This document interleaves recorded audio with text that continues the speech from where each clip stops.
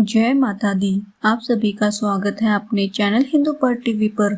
नवरात्रि के इस पावन अवसर पर आज हम प्रस्तुत कर रहे हैं श्री दुर्गा सप्तशती के अध्याय 7, 8, 9 और 10 का संपूर्ण पाठ। इन अध्यायों में माँ दुर्गा के दिव्य और रौद्र रूप का वर्णन मिलता है, जहाँ माँ चामुंडा और काली रूप में असुरों का संहार करती है। तो आइए श्रद्धा और भक्ति भाव से इस पाठ को सुने और माँ दुर्गा का आशीर्वाद प्राप्त करें।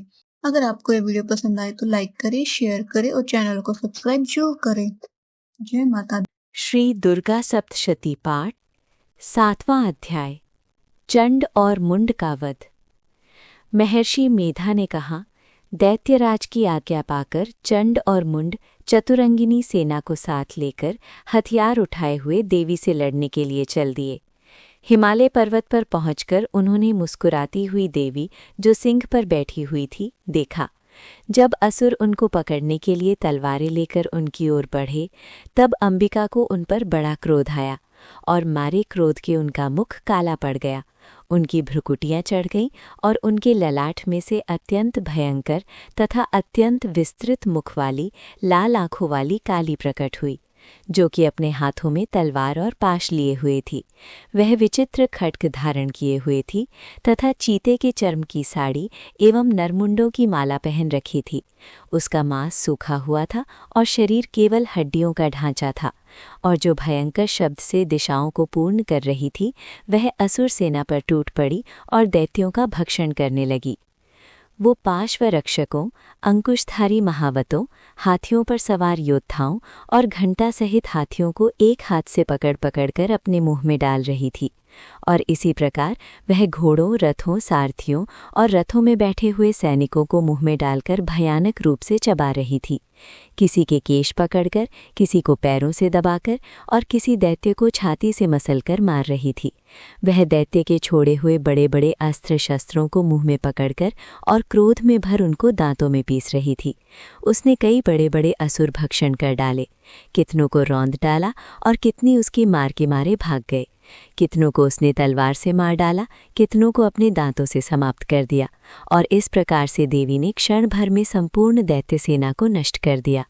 ये देख महापराक्रमी चंड काली देवी की ओर लपका और मुंड ने भी देवी पर अपने भयानक बाणों की वर्षा आरंभ कर दी और अपने हजारों चक्र उस पर छोड़े।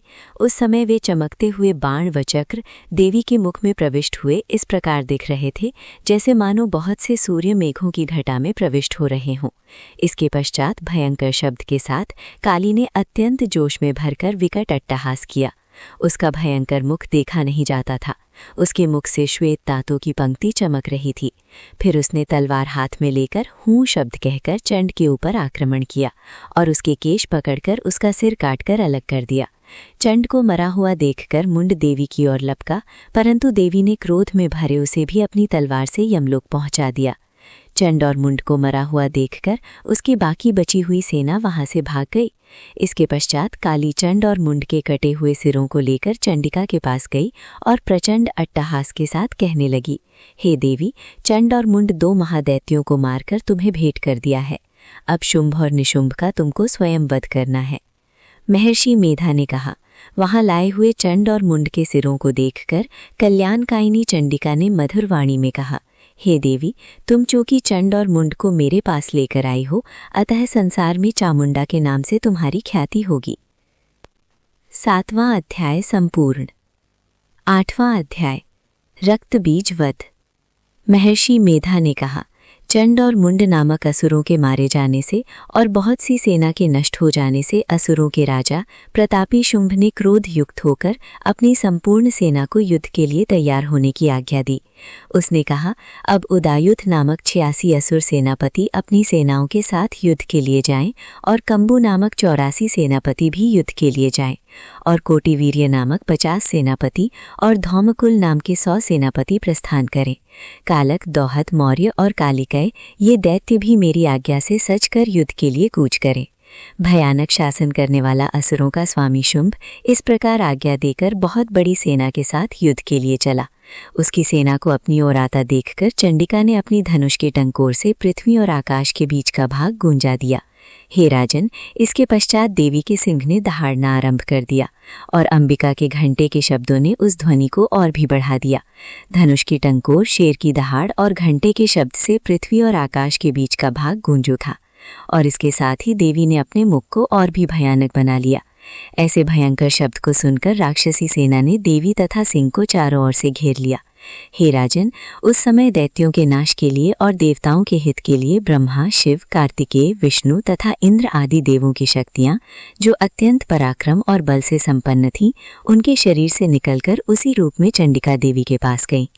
जिस देवता का जैसा रूप था, जैसे आभूषण थे और जैसा वाहन था, वैसा ही रूप, आभूषण और वाहन लेकर उन देवताओं की शक्तियां दैत्यों से युद्ध करने के लिए आईं।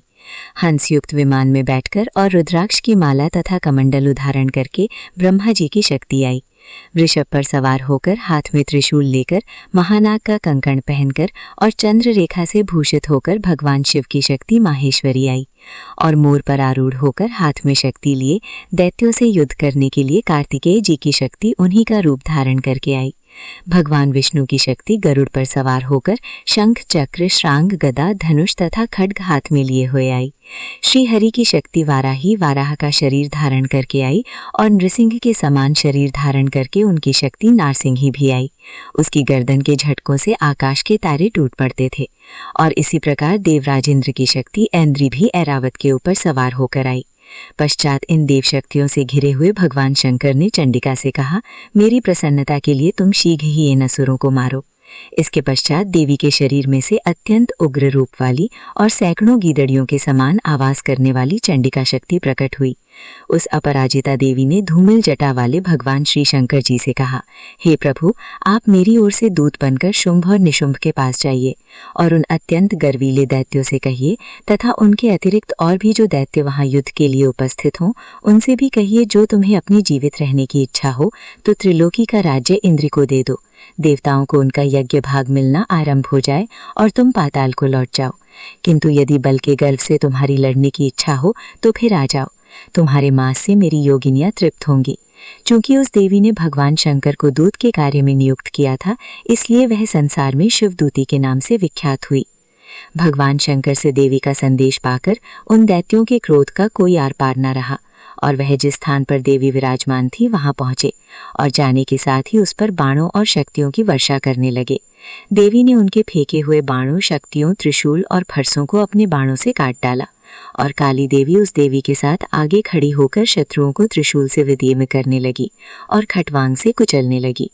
ब्राह्मणी जिस तरफ दौड़ती थी उसी तरफ अपने कमंडलों का जल छिड़ककर दैत्यों के वीर्य व बल को नष्ट कर देती थी और इसी प्रकार माहेश्वरी त्रिशूल से, वैष्णवी चक्र से और अत्यंत कोप वाली कौमारी शक्ति द्वारा असुरों को मार रही थी और ऐन्द्री के बाजू के प्रहार से सैकड़ों दैत्य रक्त की नदियां बहाते हुए पृथ्वी पर सो गए।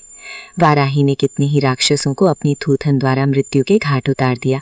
दाढ़ों के अग्रभाग से कितने ही राक्षसों की छाती को चीर डाला और चक्र की चोट से कितनों ही को विदीर्ण करके धरती पर डाल दिया। बड़े बड़े राक्षसों को नारसिंही अपनी नखों से विदीर्ण करके भक्षण कर रही थी और सिंहनाद से चारों दिशाओं को गुंजाती हुई रणभूमि में विचर रही थी। शिवदूती के प्रचंड अट्टहास से कितने ही दैत्य भयभीत होकर पृथ्वी पर गिर पड़े और उनके गिरते ही वह उनको भक्षण कर गईं। इस तरह क्रोध में भरे हुए मातृगणों द्वारा नाना प्रकार के उपायों से बड़े बड़े असुरों को मरते हुए देखकर राक्षसी सेना भाग खड़ी हुई और उनको इस प्रकार भागता देखकर रक्तबीज नामक महापराक्रमी राक्षस क्रोध में भरकर युद्ध के लिए आगे बढ़ा। उसके शरीर से रक्त की बूंदें पृथ्वी पर जैसे ही गिरती थीं, तुरंत वैसे ही शरीर वाला तथा वैसा ही बलवान दैत्य पृथ्वी से उत्पन्न हो जाता था। रक्तबीज गदा हाथ में लेकर ऐन्द्री के साथ युद्ध करने लगा। जब ऐन्द्री शक्ति ने अपने वज्र से उसे मारा तो घायल होने के कारण उसके शरीर से बहुत सा रक्त बहने लगा और उसके प्रत्येक बूंद से उसके समान ही बलवान तथा महापराक्रमी अनेकों दैत्य भयंकर रूप से प्रकट हो गए। वे सब के सब दैत्य बीज के समान ही बलवान तेज वाले थे। वो भी भयंकर अस्त्र शस्त्र लेकर देवियों के साथ लड़ने लगे। जब ऐन्द्री के वज्र प्रहार से उसके मस्तक पर चोट लगी और रक्त बहने लगा तो उसमें से हजारों ही पुरुष उत्पन्न हो गए। वैष्णवी ने चक्र से और ऐन्द्री ने गदा से रक्त बीज को चोट पहुंचाई और वैष्णवी के चक्र से घायल होने पर उसके शरीर से जो रक्त बहा उससे हजारों महाअसुर उत्पन्न हुए जिनके द्वारा ये जगत व्याप्त हो गया। कौमारी ने शक्ति से, वाराही ने खड्ग से और माहेश्वरी ने त्रिशूल से उसे घायल किया। इस प्रकार क्रोध में भरकर उस महादैत्य ने सब मातृशक्तियों पर पृथक पृथक गदा से प्रहार किया और माताओं ने शक्ति तथा शूल इत्यादि से उसे बार बार घायल किया। उससे सैकड़ों महादैत्य उत्पन्न हुए और इस प्रकार उस रक्त बीज के रुधिर से उत्पन्न हुए असुरों से संपूर्ण जगत व्याप्त हो गया, जिससे देवताओं को भय हुआ। देवताओं को भयभीत देखकर चंडिका ने काली से कहा, हे चामुंडे, अपने मुख को बड़ा करो और मेरे शस्त्रघात से उत्पन्न हुए रक्त बिंदुओं तथा रक्त बिंदुओं से उत्पन्न हुए महादैत्यों को तुम अपने इस मुख से भक्षण करती जाओ। इस प्रकार रक्त बिंदुओं से उत्पन्न हुए महादैत्यों को भक्षण करती हुई तुम रणभूमि में विचरो। इस प्रकार रक्त क्षीण होने से ये दैत्य नष्ट हो जाएगा। तुम्हारे भक्षण करने के कारण अन्य दैत्य नहीं होंगे। काली से इस प्रकार कहकर चंडिका देवी ने रक्त बीज पर अपने त्रिशूल से प्रहार किया और काली देवी ने अपने मुख में उसका रक्त ले लिया। तब उसने गदा से चंडिका पर प्रहार किया। प्रहार से चंडिका को तनिक भी कष्ट ना हुआ, किंतु रक्त बीज के शरीर से बहुत सा रक्त बहने लगा। लेकिन उसके गिरने के साथ ही काली ने उसको अपने मुख में ले लिया। काली के मुख में उस रक्त से जो असुर उत्पन्न हुए उनको उसने भक्षण कर लिया और रक्त को पीती गई। तदनंतर देवी ने रक्त बीज को, जिसका कि काली ने पिया था, चंडिका ने उस दैत्य को ब्रज, बाण, खड्ग तथा रिष्ठी इत्यादि से मार डाला। हे राजन, अनेक प्रकार के शस्त्रों से मारा हुआ और खून से वंचित वह महादैत्य पृथ्वी पर गिर पड़ा। हे राजन, उसके गिरने से देवता अत्यंत प्रसन्न हुए और माताएं उन असुरों का रक्त पीने के पश्चात उद्धत होकर नृत्य करने लगी। 8वां अध्याय संपूर्ण। 9वां अध्याय निशुंभ वध। राजा ने कहा, हे ऋषिराज, आपने रक्त बीज के वध से संबंध रखने वाला वृतांत मुझे सुनाया। अब मैं रक्त बीज के मरने के पश्चात क्रोध में भरे हुए शुंभ व निशुंभ ने जो कर्म किया वो सुनना चाहता हूँ। महर्षि मेधा ने कहा, रक्त बीज के मारे जाने पर शुंभ और निशुंभ को बड़ा क्रोध आया और अपनी बहुत बड़ी सेना का इस प्रकार सर्वनाश होते देखकर निशुंभ देवी पर आक्रमण करने के लिए दौड़ा। उसके साथ बहुत से बड़े बड़े असुर देवी को मारने के वास्ते दौड़े और महापराक्रमी शुंभ अपनी सेना सहित चंडिका को मारने के लिए बढ़ा। फिर शुंभ और निशुंभ का देवी से घोर युद्ध होने लगा और वो दोनों असुर इस प्रकार देवी पर बाण फेंकने लगे जैसे मेघों से वर्षा हो रही हो। उन दोनों के चलाए हुए बाणों को देवी ने अपने बाणों से काट डाला और अपने शस्त्रों के वर्षा से उन दोनों दैत्यों को चोट पहुंचाई। निशुंभ ने तीक्ष्ण तलवार और चमकती हुई ढाल लेकर देवी के सिंह पर आक्रमण किया। अपने वाहन को चोट पहुंची देखकर देवी ने अपने क्षुर के नामक बाण से निशुंभ की तलवार व ढाल दोनों को ही काट डाला। तलवार और ढाल कट जाने पर निशुंभ ने देवी पर शक्ति से प्रहार किया।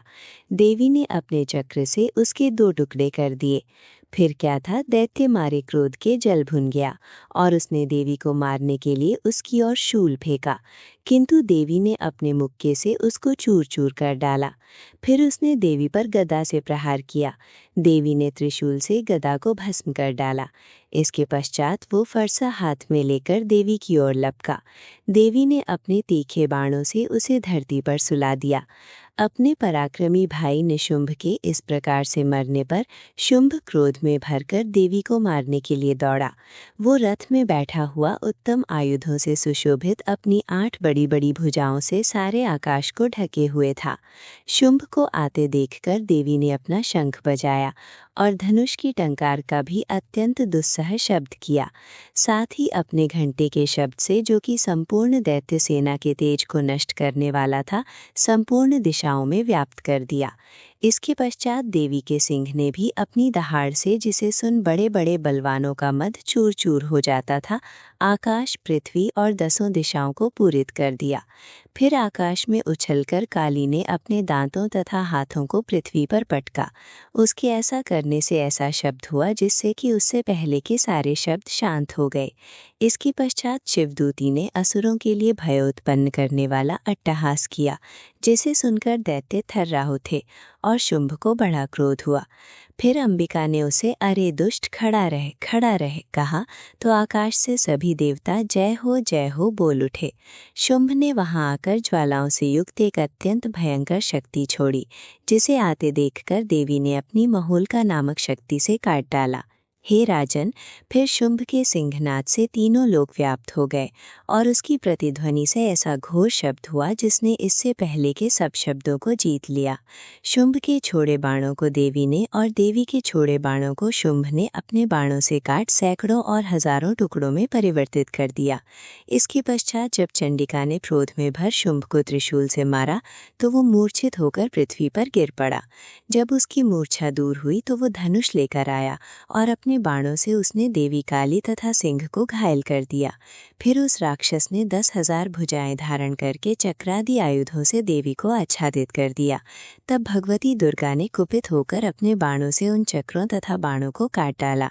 ये देखकर निशुंभ हाथ में गदा लेकर चंडिका को मारने के लिए दौड़ा। उसके आते ही देवी ने तीक्ष्ण धार वाले खड्ग से उसकी गदा को काट डाला। उसने फिर त्रिशूल हाथ में ले लिया। देवताओं को दुखी करने वाले निशुंभ त्रिशूल हाथ में लिए हुए आता देखकर चंडिका ने अपने शूल से उसकी छाती पर प्रहार किया और उसकी छाती को चीर डाला। शूल विदीर्ण हो जाने पर उसकी छाती में से एक उस जैसा ही महापराक्रमी दैत्य ठहर जा कहता हुआ निकला। उसको देखकर देवी ने बड़े जोर से ठहाका लगाया। अभी वो निकलने भी न पाया था कि उसका सिर अपनी तलवार से काट डाला। सिर के कटने के साथ ही वो पृथ्वी पर गिर पड़ा। तदनंतर सिंह दहाड़ दहाड़कर असुरों का भक्षण करने लगा और काली शिवदूती भी राक्षसों का रक्त पीने लगी। कौमारी की शक्ति से कितने ही महादैत्य नष्ट हो गए। ब्रह्मा जी के कमंडल के जल से कितने ही असुर समाप्त हो गए। कई दैत्य माहेश्वरी के त्रिशूल से विदीर्ण होकर पृथ्वी पर गिर पड़े और बाराही के प्रहारों से छिन्न भिन्न होकर धराशायी हो गए। वैष्णवी ने भी अपने चक्र से बड़े बड़े महापराक्रमियों का कचमोर निकालकर उन्हें यमलोक भेज दिया और ऐन्द्री से कितने ही महाबली राक्षस टुकड़े टुकड़े हो गए। कई दैत्य मारे गए, कई भाग गए। कितने ही काली शिवदूती और सिंह ने भक्षण कर लिए। 9वां अध्याय संपूर्ण।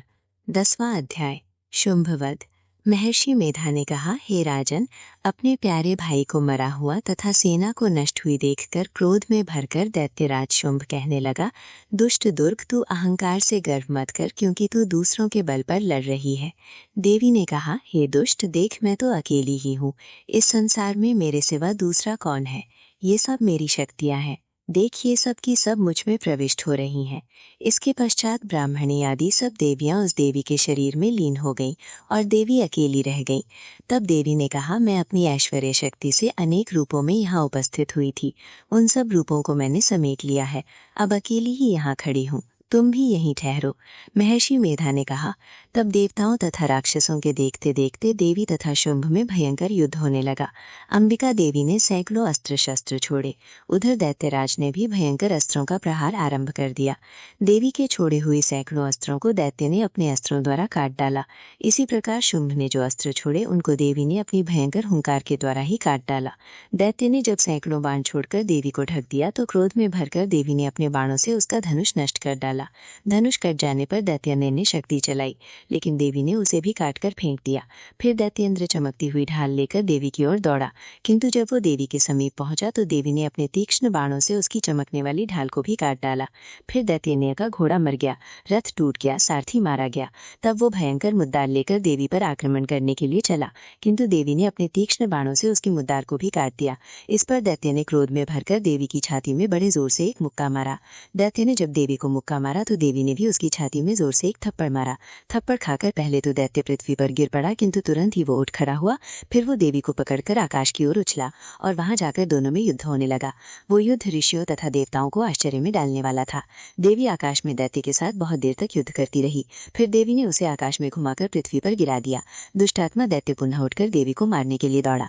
तब उसको अपनी ओर आता हुआ देखकर देवी ने उसकी छाती विदीर्ण करके उसको पृथ्वी पर पटक दिया। देवी की त्रिशूल से घायल होने पर उस दैत्य के प्राण पखेरु उड़ गए और उसके मरने पर समुद्र, द्वीप, पर्वत और पृथ्वी सब कांपने लग गए। तदनंतर उस दुष्ट आत्मा के मरने से संपूर्ण जगत प्रसन्न व स्वस्थ हो गया तथा आकाश निर्मल हो गया। पहले जो उत्पात सूचक मेघ और उल्कापात होते थे वो सब शांत हो गए। उसके मारे जाने पर नदियां अपने ठीक मार्ग से बहने लगी। संपूर्ण देवताओं का हृदय हर्ष से भर गया और गंधर्वियां सुंदर गान गाने लगी। गंधर्व बाजे बजाने लगे और अप्सराएं नाचने लगी। पवित्र वायु बहने लगी। सूर्य की कांति स्वच्छ हो गई। यज्ञशालाओं की बुझी हुई अग्नि अपने आप प्रज्वलित हो उठी तथा चारों दिशाओं में शांति फैल गई। 10वां अध्याय संपूर्ण।